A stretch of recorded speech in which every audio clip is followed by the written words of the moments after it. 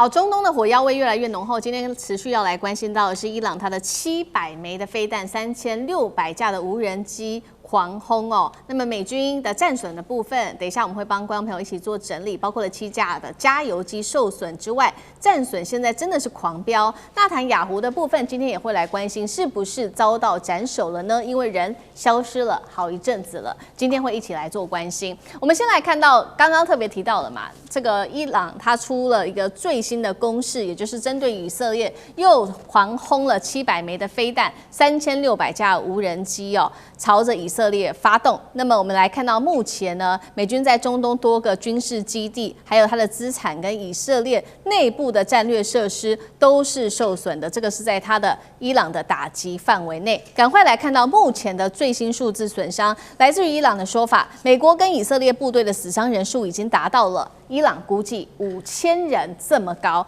但是我們來看到美國國防部最新給的數字是13名的美軍士兵陣亡，140名的士兵受傷，當中8個人是傷勢最為嚴重的，這個是在這個軍人的損傷。那麼我們來看到軍事武器上面也有哪些的損傷呢？主要的都是這些美軍的核心的戰略裝備，現在開始出現了重大的損失。首先我們要來看到的是一架的 KC-135空中加油機在伊拉克的西部墜毀，機上6人全部喪生。另外一個就是在沙烏地阿拉伯的空軍基地了，5架的美軍空中加油機一樣是遭到攻擊之後受損。以色列呢？以色列方面也撐不住了，原因就是因為真主黨對以色列狂轟，總共是200枚的火箭、20架的無人機。那麼伊朗革命衛隊甚至說，以色列總理納坦雅胡還活着，維持繼續追捕，並且會殺死他。但是現在有關於納坦雅胡到底人是否已經遭到斬首的說法不一，因為有各種很奇怪的影片。首先是納坦雅胡最近公布了一個影片，是說他在這個影片當中呢，出現了6隻手指头，所以大家就在看說這個影片是造假的吧？是否是 AI 做成的？再來，今天又有一個最新的影片，是納坦雅胡他人在一間咖啡廳前面手握着一個咖啡杯，但是呢，他的這個指頭上面第4根手指頭還有一個戒指，但是在這個畫面上拍攝的時候，這個戒指的高度一直不斷的移動，所以呢，網友就說這個也是 AI 所制作成的影片吧？還有咖啡廳的時間。現在看起來也都跟不上，對不上，到底是怎麼一回事？好，所以節目一開始，我們先請教委員有關於死傷的。伊朗說美軍死傷5000人，美方只承認13死140傷，數字怎麼會有這麼大的落差？再來就是美軍的空軍的加油機近期頻頻的受挫，代表伊朗找出美軍的最弱點了嗎？委員怎麼看？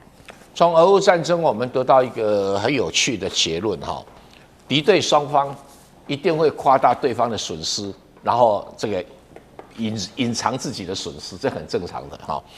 那伊朗革命衛隊說，美國、以色列的部隊死傷人數有5000人，如果包括以色列部隊，不曉得，因為以色列也沒有提到他哪些部隊被攻擊到，因為他並沒有這個真正的部隊進入伊朗，那有損傷應該是在黎巴嫩的這些地面跟部隊吧。那美國呢？美國的死傷人數應該不會太多，原因是什麼？他找到空城計，大概測的差不多了。所以那2個在幾個6、7個在伊拉克的傻蛋，聽到說，哎呀，無人機來了，嗡嗡嗡那麼大響，他還覺得沒什麼啊，就被炸了。所以比較特殊的案例哈。那美國有沒有死亡那麼少？可能也不會那麼少哦。但是你現在根本無法去查證。但是這個不影響雙方面的戰力，這一點不影響，完全不影響哈。那你說美國的中東的軍事基地，這個被炸，那個被炸，好像軍事資產賠很多，這一點錢對美國還 OK 啦。但是以色列的戰略的設施到底損失多少，並沒有可驗證的資料哈。所以我們可能再看一下。那美軍哈有所謂的6架受損，1架受損，對美國是沒有影響。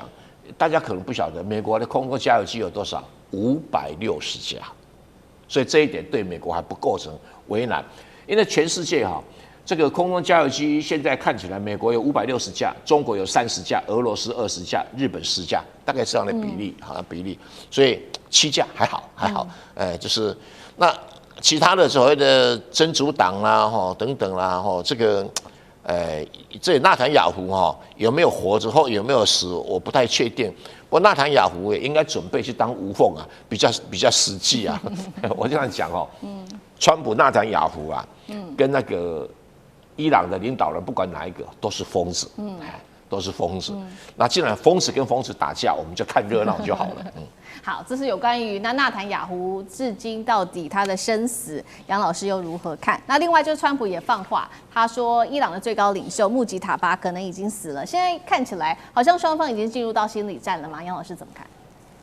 戰爭的時候，這種心理戰或者是宣傳戰，也是戰爭的一個重要的環節嘛，影響士氣啊，影響國際上的支持啊、判斷啊，最重要，它也影響股市跟投資嘛，因為這個戰爭它又牽扯到的是石油跟經濟。當然我們現在看到在西方社會美國大概在這種宣傳跟我們講 propaganda 或者是 narrative 一個是比較聽起來負面一點，另外一個是一種論述的建構。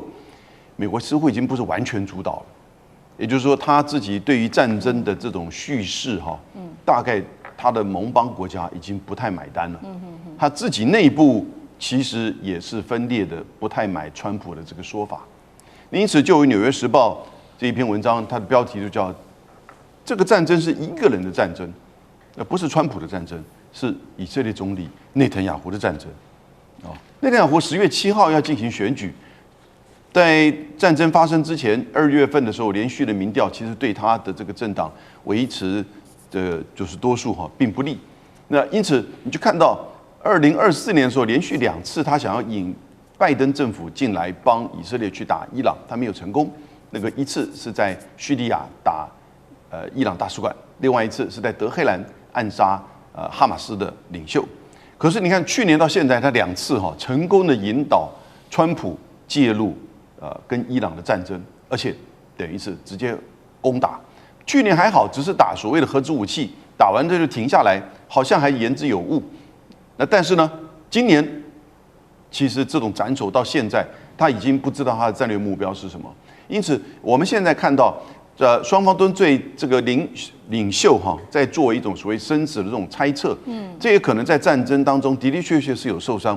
那個影片呢，我也看了一些報道，的的確確有一些很應該被質疑的真的是前後不太符合。而且影片他那個6根手指頭很明顯，所以他後來在數手指頭是告訴你，我手指頭很清楚啊，可是呢，他那個戒指又不斷的變動。不過那個可能是拍攝角度有各種的說法，所以你就看現在已經變成宣傳戰、心理戰了。變成就是在主導這個至少社群網站上面的一個討論的話題。可是它會不會影響到真正地面跟這個空中的轟炸呢？那我覺得其實它的影響是有限。最後還是會回到這個戰爭要怎麼去進行。好，那艦長又如何看這一次這個伊朗它的攻勢呢？因為我們剛剛說了嘛，它打到美軍基地，打到了駐外使館，打到以色列各個城市等等。如果我們來看納坦雅胡的在咖啡廳的那張照片的話，我們就會發現一件事情，那也就是它是後面有一個看板是用希伯來文寫的，因為我們大家對於希伯來文都不太了解，可是就有網友把所有希伯来文的字母排在旁邊，發現那些字不是希伯来文。那也就是說，除了我們剛剛講的戒指有位置有問題之外，那另外一個也就是希伯來文的部分了。那另外我們講到說，其實現在已經開始不斷外溢了。我們現在看到這張照片，其實是美國駐伊拉克的大使館那被無人機攻擊的照片啊。那但是我們赫然發現啊，原來美國駐伊拉克大使館的頂樓上面是有雷達的。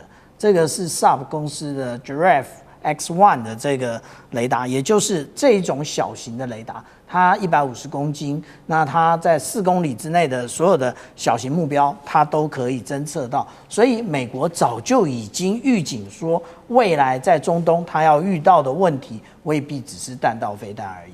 可能他要遇到的是更多的這個無人機。那現在是不是已經變成一種不對稱的戰爭呢？是啊，為什麼我們這麼說？我們看到美國的中央司令部它不斷的公布，例如說像這一種可以發射魚雷或者是飛彈的小艇，還有水雷的這種小艇，那它都使用各種的飛彈進行攻擊。可是你覺得它的價格是對稱的嗎？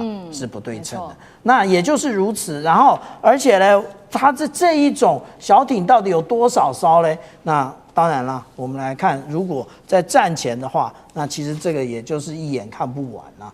那一眼看不完的时候，但是如果我们最近跟着伊朗的視角來看的話，它其實這同樣的這種小艇，它也已經有一部分放在它的一個地下掩體裡面。而且我們看到這個圓圓的，這個是什麼？這個就是水雷啊。那但是我們沒有看到我們之前講到那種 AI 的電動水雷啊。那個我們接下來講說啊，為什麼這一場戰爭其實也等於就是俄烏戰爭的一個遺緒，也就是當時不注重俄烏戰爭戰場的一個形態的改變的國家，現在就在吃大虧，那個就是美國。